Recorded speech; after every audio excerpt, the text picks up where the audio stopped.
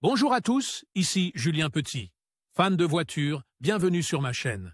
Restez avec moi, on va aborder notre sujet du jour sans plus tarder. 17 août 2022, 17h13 p.m. EDT Dodge fait son entrée sur le marché des crossovers compacts dans le style typique de Dodge.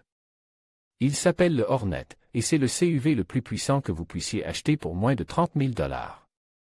C'est aussi le plus furieux, à bien d'autres égards que son esthétique.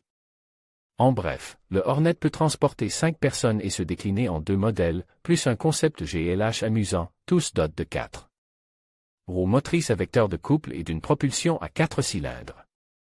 Chacun d'entre eux adopte une approche unique en matière de confort et de performance, ce qui vaut la peine de les examiner l'un après l'autre. Vous trouverez également des sièges chauffants, un volant chauffant, la recharge sans fil et un système audio de 465 watts et 14 haut-parleurs.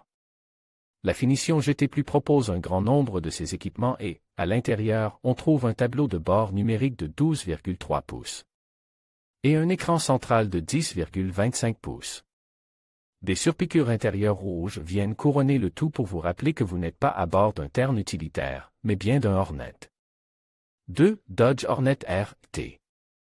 La Dodge Hornet RT est équipée d'un groupe motopropulseur hybride rechargeable, d'un petit moteur turbo de 1,3 litres et d'une boîte automatique à 6 rapports. Il développait plus de 285 chevaux et un couple impressionnant de 383 lb-ps. Son essieu arrière électrique est programmé pour imiter un LSD, ce qui lui confère l'attitude et les caractéristiques de conduite d'une voiture compacte moderne. Indépendamment, le moteur électrique arrière produit environ 121 chevaux. Il fonctionne en conjonction avec un générateur de démarrage de 44 chevaux et une batterie de 15,5 kWh pour permettre un temps de 0 à 60 en 6,1 secondes.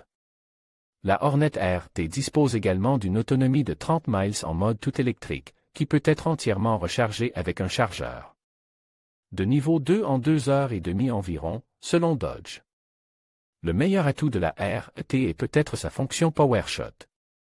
Lorsque vous tirez sur les palettes de changement de vitesse montées sur le volant et que vous appuyez à fond sur l'accélérateur, vous débloquez 25 chevaux électriques supplémentaires. Cette puissance est maintenue pendant 15 secondes avant de nécessiter un temps de réutilisation de 15 secondes. Le temps de 0 à 60 susmentionné de la RT est rendu possible par cette fonction, qui est censée faire gagner une seconde au sprint. Et vous ne trouverez rien de tel dans l'approche sur de la voiture, l'Alfa Romeo Tonale. Le groupe motopropulseur hybride de la RT est doté d'un système de freinage régénératif qui augmente l'endurance de la batterie.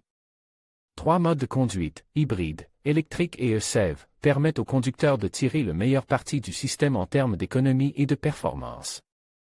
Le mode hybride est le mode de conduite standard qui mélange les énergies électriques et essence, le mode électrique alimente la voiture en utilisant uniquement l'essieu arrière à moteur unique et le mode ESEV donne la priorité à l'utilisation du moteur à combustion.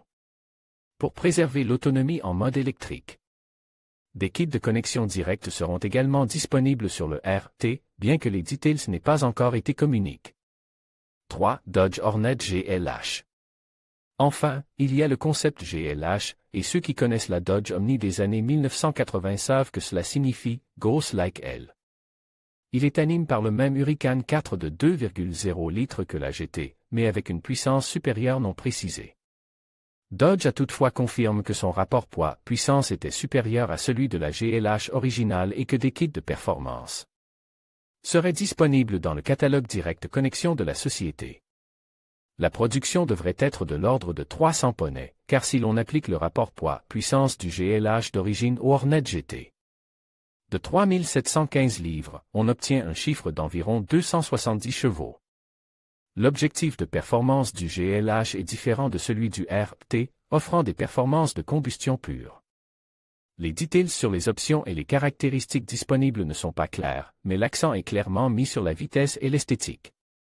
La GLH est équipée de jantes uniques de 20 pouces, tandis que la GT est livrée avec des jantes en alliage de 17 pouces qui peuvent être remplacées par les 18 de la RT. C'est également la voiture qui bénéficiait de la plus grande attention de la part de Dodge, grâce à son catalogue de produits à connexion directe. Un kit d'abaissement de la suspension, disponible en option, abaissera la voiture de plus d'1 pouce. Elle est également équipée d'un double échappement spécifique qui, selon Dodge, ne laisse aucune place au doute et offre une note de performance gutturale. Des kits de performance moteur sont également disponibles, et des modifications esthétiques telles que des décalcomanies, des garnitures inférieures noircies et un bouclier arrière inférieur légèrement modifié complètent le look. En bref, Dodge entend révolutionner le monde des CUV. Grâce à sa société mère, Stellantis, elle peut prendre des pièces d'autres marques pour créer l'ensemble le plus attrayant possible. La Hornet peut partager certaines pièces, comme le revêtement des portes, avec l'Alfa Romeo Tonale et lui ressembler dans l'ensemble. Mais son prix sera probablement bien inférieur à celui de cette voiture. La seule question qui se pose maintenant est de savoir si le public de Dodge, accro au V8, sera ou non de la partie. Qu'il le soit ou non, le constructeur d'Auburn Hills a certainement fait l'effort.